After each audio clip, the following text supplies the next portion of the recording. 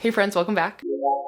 I've gone book shopping a couple times and we have some books to haul. We're gonna start with the 5 books I got from my favorite indie bookstore in Indianapolis, which is Tomorrow Bookstore. Every single one of these are anticipated releases that have just recently come out and I am so excited about all of them. I went in knowing that I was going to purchase one of them, but then I kept seeing more that I knew that I wanted and I wasn't necessarily expecting. Even though I knew they were out and I knew that they would have them in retrospect, but we live in delusion, it's okay. The first one is Adrian Young's new book, A Sea of Unspoken Things. Everything I've read by Adrian Young has either been 4 or 5 stars. And I just love her writing style. I love the way that she weaves her stories. And this one in particular, I am a little bit more cautious about just because the premise sounds like something that I've read before. However, I know that Adrian Young's writing style really works for me, so I'm kind of expecting it to take some turns that I am not expecting. It is about a woman investigating her twin brother's mysterious death while confronting the ghosts of her own haunted past. Through investigating what's going on, she discovers that her brother was hiding secrets, and the deeper she digs, the more she's compelled to unravel the truth behind the days leading up to Johnny's death. Ultimately, James must decide which truths should come to light and which are better left buried forever.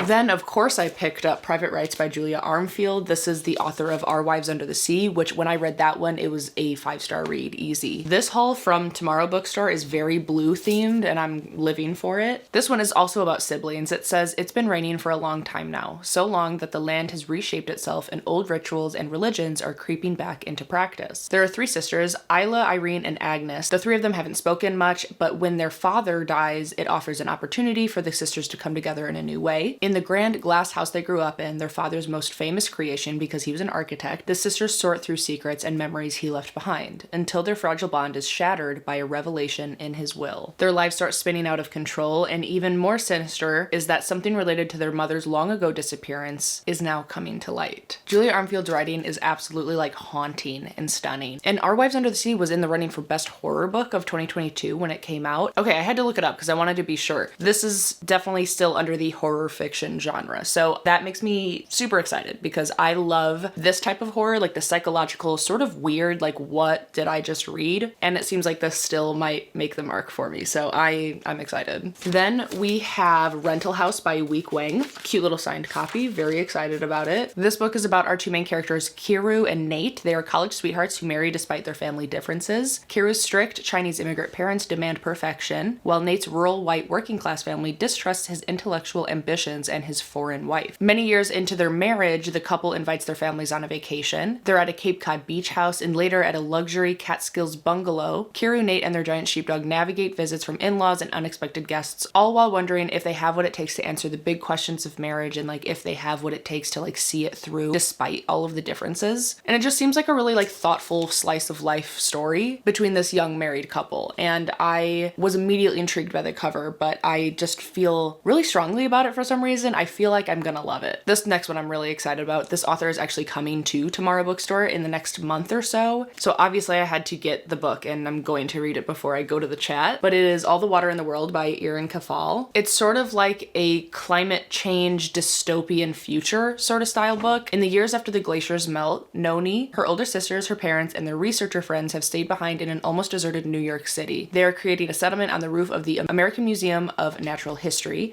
and the rule is to take from the exhibits only when in dire need. They hunt and grow their food in Central Park as they work to save the collections from human history and science. Then a superstorm breaches the city's flood walls. Noni and her family must escape north on the Hudson. They carry with them a book that holds the records of the lost collections, racing on the swollen river toward what may be safety, and they encounter communities that have adapted in very different and sometimes very frightening ways to the new reality. But they're determined to find a way to make a new world that honors all that they have saved. I love how this sounds, and I also just love books that focus on water a lot. Obviously, water will be a very central point in the plot since they'll be traveling on water and the glaciers are melting, all of these things. Very scary potential reality, I'm really excited to read it and I was very excited to see it there, obviously. This final book is the one that I went in knowing that I was going to purchase if it was there, and obviously it was there. It is Water Moon by Samantha Soto Yambao. One of my favorite covers of the entire year, guaranteed.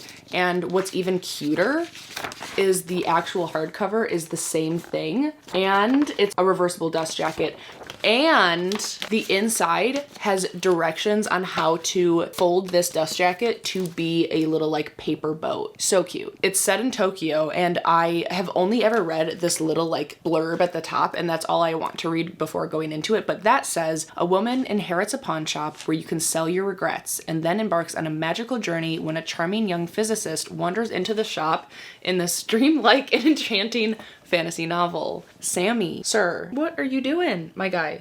Yeah, you're very cute. I know. I cannot wait to read this one. It's on my TBR for my 25 books that I want to read in 2025. And I just can't wait. One quick mention is I Who Have Never Known Men by Jacqueline Hartman. I previously had this cover, and I just really love this cover. And this one was gifted to me from one of my patrons, Katya. And so I put the gift note in this one. I'm gonna pretend that she got me this cover so that now I can maybe donate this one to one of my thrift stores or something. But I really love this cover. I think it's really, really pretty. I'm reading this one specifically this month for a video, so you will see it soon. But this one says, deep underground, 39 women live imprisoned in a cage. Watched over by guards, the women have no memory of how they got there, no notion of time, and only a vague recollection of their lives before. He's literally trying to bite me. He's so needy. As the burn of the electric light merges day into night and numberless years pass, a young girl, the 40th prisoner, sits alone and outcast in the corner. Soon she will show herself to be the key to the others' escape and survival in the strange world that awaits them above ground. I know that this one you should definitely check trigger warnings from what I hear, and even though it's a tough read, I've heard that it is incredibly written and a very like worth it story. I do have one more like big bag of books that I got from a thrift store, but I do want to just show you the 2 books that I got from Book of the Month. I chose Beautiful Ugly by Alice Feeney, which I have heard nothing but great things about, and I'm really excited because I love Alice Feeney. I think that her writing is very fun. Our main character is an author. It's Grady Green. He's having the worst, best day of his life. He calls his wife Abby to share some exciting news as she is driving home, but he hears her slam on the brakes when she sees something on the road ahead. Over Grady's protests, Abby gets out of the car. He eventually finds her car on the cliff edge with the headlights on, the driver door open, and their phone is still there, but his wife has disappeared. A year later, Grady is still overcome with grief and desperate to know what happened to Abby. He can't sleep, he can't write, so he travels to a tiny remote Scottish island to try to get his life back on track, and then he sees the impossible, a woman who looks exactly like his missing wife. I've heard really good things about it. I love a good thriller, and I, again, love how Alice Feeney writes her thrillers, so I am really excited about it. I also chose this one because the cover looks so fun. It is The 3 Lives of Kate K by Kate Fagan. Ooh, I love that like shiny spliced rearview mirror. I think it's so fun. This one is also about an author. Obviously, I do love that in a story.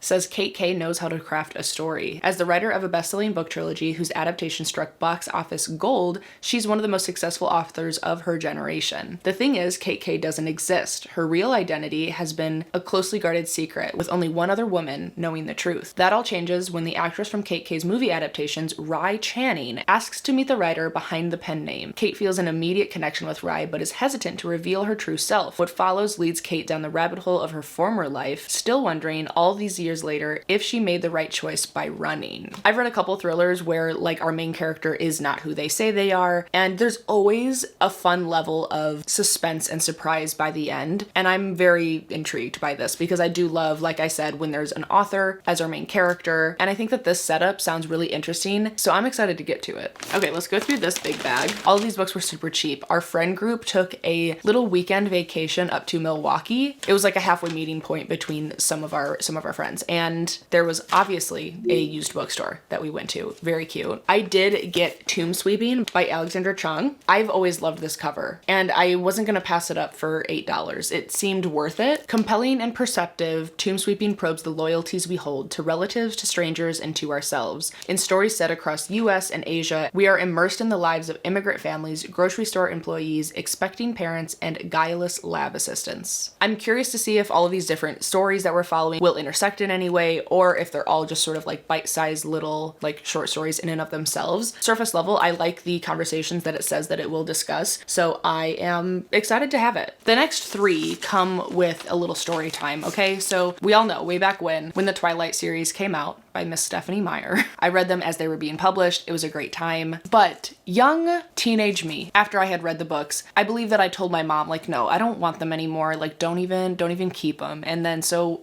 doing what I told her to do, I think she got rid of them or I got rid of them. I don't know. The only original one I have is Twilight, but without the dust jacket. Like, I have to find a new dust jacket for it.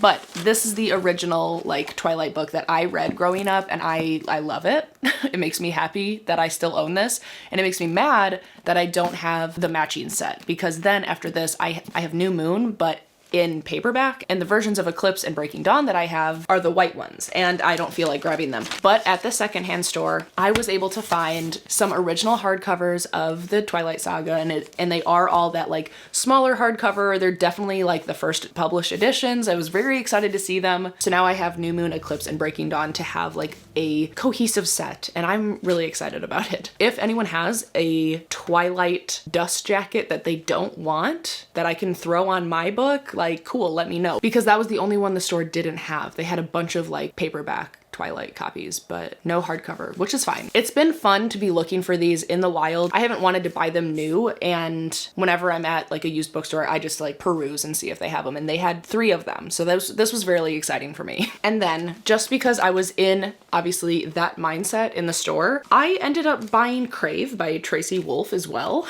I don't really know why, but I figured it might be fun to have if I ever am feeling nostalgic and I want to be in a world similar to Twilight and get those same sort of emotions and story, but it not being Twilight, you know? This is, from what I understand, very similar to like the energy of Twilight, but it is set at an academy, which is kind of fun. It is our main character who's going to this academy, and it says, "Here I am, a mere mortal among gods or monsters. I still can't decide which of these warring factions I belong to, if I belong at all." And then there's this guy named Jackson Vega, a vampire with deadly secrets who hasn't felt anything for 100 years, but there's something about him that calls to me, something broken in him that somehow fits what's broken in me. We want to fix them all, don't we? And I just think it could be fun. I think it could be fun. I was excited to see it, whatever. I bought one more book from that thrift store, but I also forgot that I put these books in this bag. These are not from the thrift store, but these books were gifts from 2 of my patrons, Claire and Chris. They sent me and Caleb some Christmas gifts, and we were really excited about it. The last book I got from the store was also I got for Caleb because I saw it and thought of him. It is Schrodinger's Cat Trilogy by Robert Anton Wilson. He has another bind-up of the Illuminatus trilogy by this author. And I just thought that he would be excited about it, and he is. It's a cute little bind-up. I don't really know anything about it, but it's a satire on our violent, inexplicable, wonderful world, and it's a mind trip inward to expose our deepest hopes and fears. Very up Caleb's alley.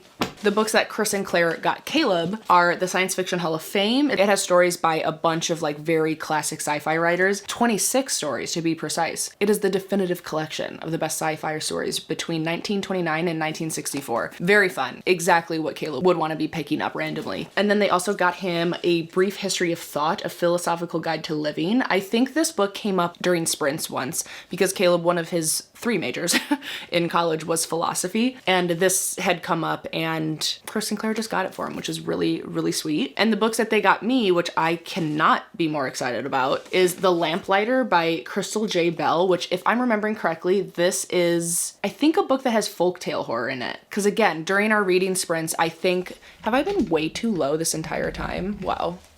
Whatever. But this cover is absolutely stunning. There's some ships in the background. There are skeletons within these like brambles. I trust Chris and Claire with my life, so I'm really excited to get to this. The last book is one that I've heard really great things about. It's Pictures of You by Emma Gray.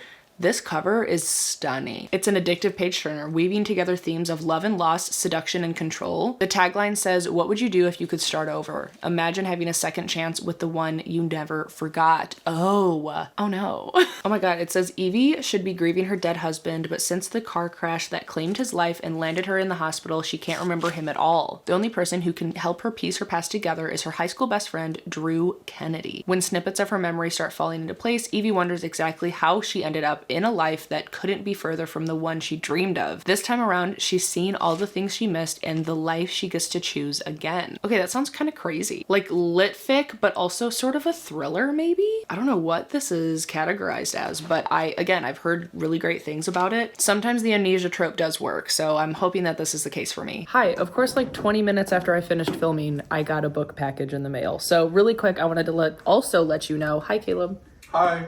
That it was a little Pango Books order. The first one being The Count of Monte Cristo. Caleb and I are actually going to be buddy reading it. There's a whole buddy read going on in my Patreon actually, and Caleb didn't have his own copy, so I got another one. I also got The Great Gatsby. You know what, you love it. I just didn't have my own copy, and I really like this cover. All of these were from the same seller on Pango, so it was like a discounted thing. And then in order to reach the free shipping, instead of paying $5 for shipping, I paid $5 for one more book because that's what makes sense. And this one is one that like I literally know nothing about it. All I know is that I tried to read it like 17 times when I was in elementary school, and I don't even remember if I ever actually got through it completely, but it is The Thief Lord by Cornelia Funk. Whenever I see this cover, I am just immediately transported into like being in elementary school. When I see this really blue cover with this guy creeping across this like bridge, I don't know, it's just very nostalgic for some reason, and maybe I'll read it sometime soon because there are very few books that I remember from that time in my life, and this is one of them, and I don't know if that's a good or bad thing, so I want to figure it out. I actually also have 4 more books that I need to include in a book haul, but that will be in the next one because those packages got stolen off of our porch. Cute little book haul, some old books mixed in with some new books. Oh my god. Some old nostalgia, some new excitement. I am really happy to have all these books. Thank you for being here and hanging out with me for a little bit. Let me know if you're now putting any of these books on your TBR, and if you are still here, then leave me the apple, just, you know, for Twilight. And while you're down in the comments, please do subscribe and like the video. I always appreciate your support. And of course, be kind to one another, and happy reading. Bye!